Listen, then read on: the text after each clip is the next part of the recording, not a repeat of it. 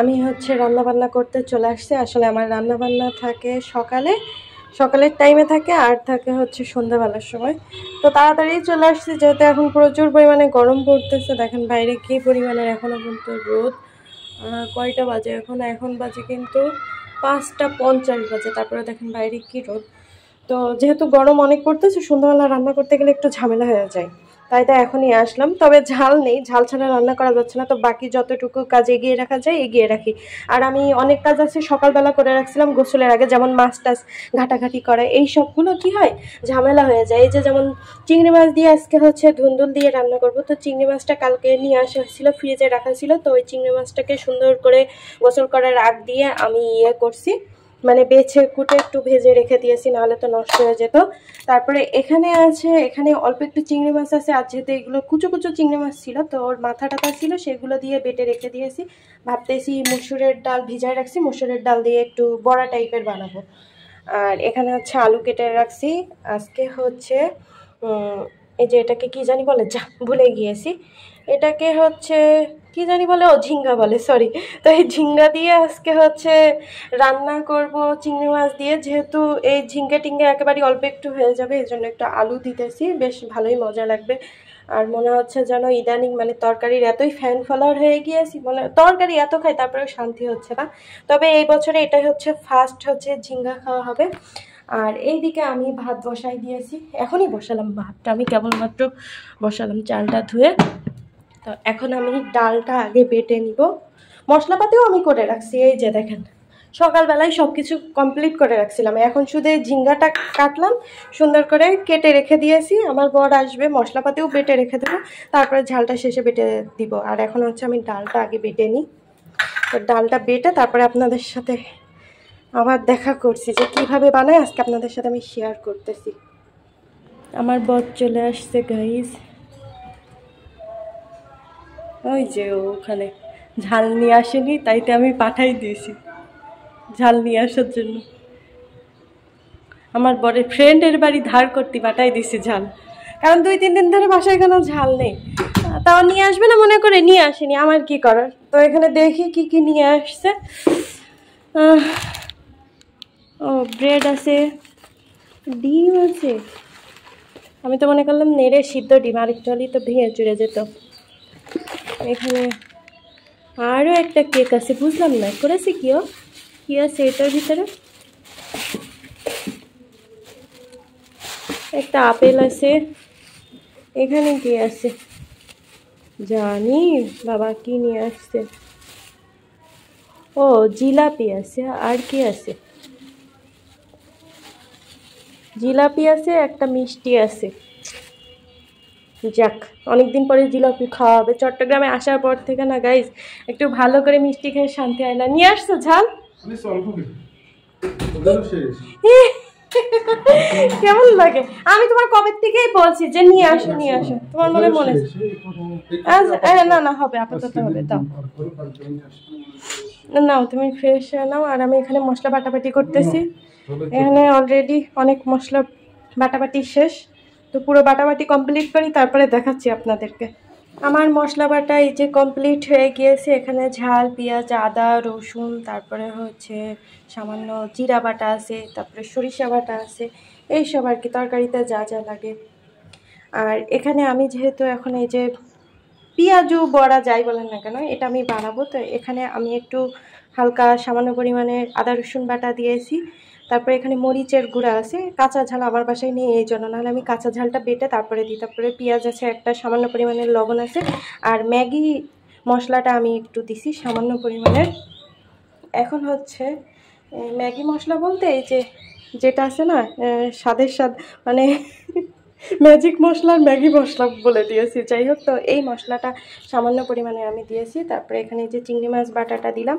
এখন আমি সব কিছু খুব ভালোভাবে মাখিয়ে নেব, খুব ভালোভাবে মাখাতে হবে। দেখে মনে হচ্ছে এখনই খেয়ে নিই। আর এটা কিন্তু এই যে ছোট ছোট যে চিংড়ি মাছ ছিল না, ওটার মাথা, তারপরে কিছু চিংড়ি মাছ আছে, পুরোটাই বেটে নিয়েছি। এই সামান্য পরিমাণে ভেজেও বাটতে পারেন বা এমনিও কাঁচাও দিতে পারেন। যেহেতু আমি দুপুরবেলায় আর কি বেটে রাখছিলাম, এই জন্য সামান্য পরিমাণে একটু ভেজে তারপরে আর কি বেটে নিয়েছিলাম। তো এখন দেখতে হবে লবণ টবণ সব কিছু ঠিক আছে কি না। দাঁড়ান একটু দেখে নিই আমি।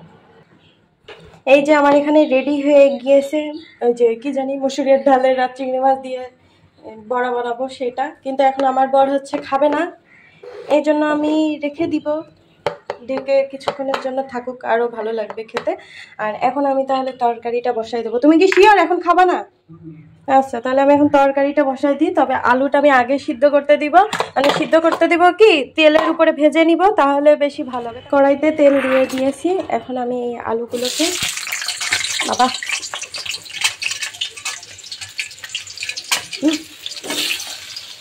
এই হচ্ছে আমার অবস্থা গাইস, রান্না করতে আসতে আমার এরকমই অবস্থা। এখন এই আলুটাকে আগে খুব ভালোভাবে একটু ভেজে নিব সামান্য পরিমাণে লবণ দিয়ে, তারপরে যে মশলাটা দিয়ে আর কি রান্না করব। রান্না করতে করতে জিলাপি খাতে চলে আসলাম গাইস। হটে অবস্থা আমার বরের, গরম গরম জিলাপি, রস পড়ে গেল। নিজে পড়েছে, সেই মজা। Thank you. আলুগুলো ভেজে নিয়ে হয়ে গিয়েছে, এখন আমি মশলা দেব। বাবা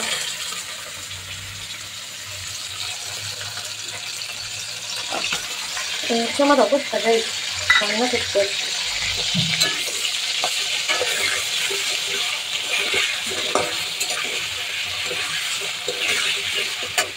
একটু ধনিয়া গুঁড়া দিতে হবে। আসলে স্ট্যান্ড না হলে হয় না, আমার বর আমার একটা স্ট্যান্ড কিনেই দেয় না, তা আমি আর কি করবো। লবণ দিয়ে দিলাম, লবণ কম করেই দিতে হবে, নাহলে একটুখানি হয়ে যাবে, পরে যে দেখা যাচ্ছে বেশি হয়ে যাচ্ছে তখন। ও হলুদ দিতে হবে, তো হলুদ দেওয়ার কথাই ভুলে গেছি গাইস।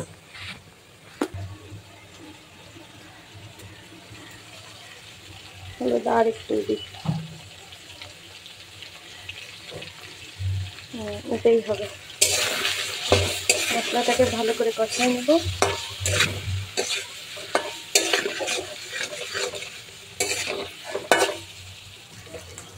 এখন ঝিঙ্গা গুলো দিয়ে দেবো, ঝিঙ্গা লালা দিয়ে দিলাম। ঝিঙ্গা লালা যে খেতে কেমন হবে মনে হচ্ছে কত বছর পরে খাবো, তাই না? আসলেই এর আগের বছরেও কিন্তু খাওয়া হয়নি, 24 সালে, বলো প্রায় 1 বছর পরে খাওয়া হবে। না, এর আগের বছরে খাওয়া হয়নি, দেখো ভালো করে মনে করে। এমনি তার আগের বছরে খাওয়া হয়নি 23 সালে? না, বাড়ি থাকতে তো যে খাওয়া হয়েছে না, না এটা খাওয়া হয়েছে, ওইটাও খাওয়া হয়েছে। এটা আব্বু মাঝে মধ্যে নিয়ে আসতো না, তো আলাদা একটা ইমোশন কাজ করছে গাইস, যেহেতু এত বছর পরে খাচ্ছি। শেষ কমপ্লিট, এখন হচ্ছে ঢাকনা দিয়ে ঢেকে দিতে হবে। কই আবার সে ঢাকনা, এই যে এখন ওর থেকে পানি বেরোবে, ওর মতন পানিতেই হয়ে যাবে। ফু ফু ফু, এখন আমি ঢাকনা তুলবো, দেখেন কতটুকু হয়ে গিয়েছে, দেখতে পাচ্ছেন? আরো কম হবে, পানি বের হয়েছে কত, দেখেন আরো কমে যাবে। তাও আমার বর জালিটা পাইনি তো, মানে জালিটা আছে, দেখা যাচ্ছে 6-7টা নিয়ে আসছে, জালিটা 4-5টা, আর বাকিগুলো হচ্ছে সব পোক্ততা। এই যে এইগুলো না আমার কাছে খেতে খুব ভালো লাগে, একটু মিষ্টি মিষ্টি লাগে, খুব মজাই লাগে, তবে জালিটা বেশি মজা লাগে। আবার ঢেকে দিতে হবে।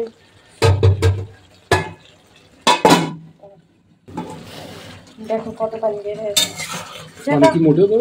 না না না, মোটেও দিই না, এখন একটু দেবো, কারণ আলু টালু সব সিদ্ধ হয়ে গিয়েছে, যেহেতু আমরা ঝোল একটু পছন্দ করি। হ্যাঁ, আর একটু দিই পানি, ঠিক আছে না? না, একটু সব দিয়ে দিলাম, এখন দিয়ে দেবো চিংড়ি মাছ। এই যে দেখো, দাঁড়াও চামচটা চলি, তাহলে আরো সুন্দর দেখা যাবে। দেখো ঘিচিমিচি মানে ঘিচিমিচি করে চিংড়ি মাছ হবে, এই যে সেই মজা হবে, সেই মজা। আর একটু পানি দিয়ে দিই, পানি দিয়ে ধুয়ে দিই। এই যে এবার দেবো ঢাকনা দিয়ে ঢেকে।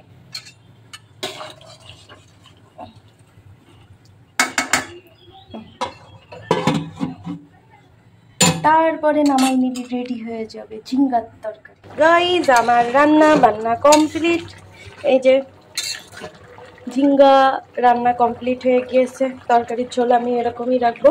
এখন হচ্ছে নামাই নিব তরকারিটা। দাঁড়ান নামাই নিব।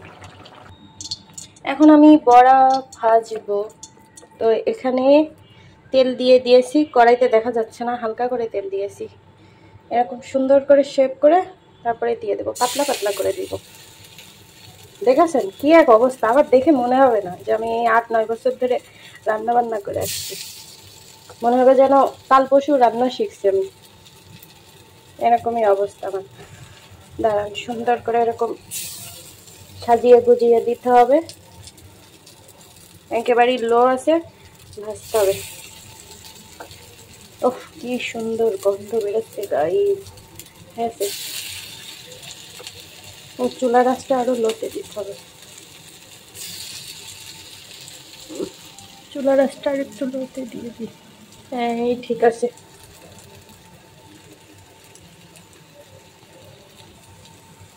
এখন সুন্দর করে এক পাশ ভেজে নিয়ে এরকম উল্টে দিতে হবে। দিয়ে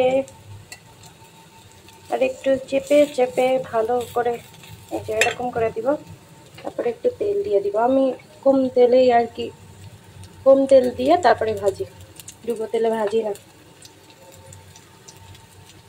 এই যে এখন কড়া করে ভেজে নেব, তারপরে আর কি তুলে নিলেই হয়ে যাবে। দেখেছেন, মানে দেখেই মনে হচ্ছে কি সুন্দর একটা কালার আসছে। খেতে সেই মজা হবে গাইস। আমার বড়া বানানো কমপ্লিট। দেখেন মানে গরম তো। হ্যাঁ হ্যাঁ, এই যে তোমার তো গ্যাসের তোমার তো গ্যাসের সমস্যা আছে। এত সুন্দর খাওয়ালে গ্যাসের কোনো সমস্যা হয়? তোমার গ্যাসের সমস্যা আছে। ওগুলো কি হবে? আমার মিটার একটু দিয়ে আসি। ও বাজি। হ্যাঁ কি বলছো? বললাম ও বাজি। থাক, তোমার গ্যাসের সমস্যা এই হচ্ছে গাইজ। আপাতত এখনকার মতন এটাই খাওয়া দাওয়া করে নি। ফ্রেশ হয়ে আসবো। আল্লাহ হাফেজ। তারপরে ফ্রেশ হয়ে এসে দেখি আমার বস সব কিছু রেডি করে নিয়েছে। এখন আমরা খাওয়া দাওয়া করব। আর ঝিঙ্গার তরকারিটা এত মজার হয়েছিল, সেই মজা হয়েছিল। আমি রান্না করছি বলে বলতেছি না, আসলে তরি তরকারি একটু কম মশলা দিয়ে রান্না করলে খুবই ভালো লাগে। তারপরে বড়াটাও খুব মজা হয়েছিল। আমার কিন্তু চিংড়ি মাছে অ্যালার্জির সমস্যা আছে। তো হয় কি, আমার শুধু চোখ চুলকায় চিংড়ি মাছ খেলে, মুসুরির ডাল খেলে। কিন্তু আজকে এই ঝিঙ্গার তরকারি খাওয়ার পরে হঠাৎ করে আধা ঘন্টা পরে এত পরিমাণে হচ্ছে গা হাত পা চুলকানো শুরু হয়েছে। তারপরে গা হাত পা দিয়ে মনে হচ্ছিল পুরো আগুন উঠতেছে, এমনকি কান প্রচুর পরিমাণে চুলকাচ্ছিল। তো তাড়াতাড়ি করে আমাদের বাসার সামনে ফার্মেসি আছে, ওখানে যে ওষুধ নিয়ে আসা হয়েছে অ্যালার্জির। তো ওষুধ খাওয়ার পরে আল্লাহর রহমতে অনেকটাই ভালো আছি। তো এভাবেই আর কি আমাদের সময়টা কাটলো আজকে।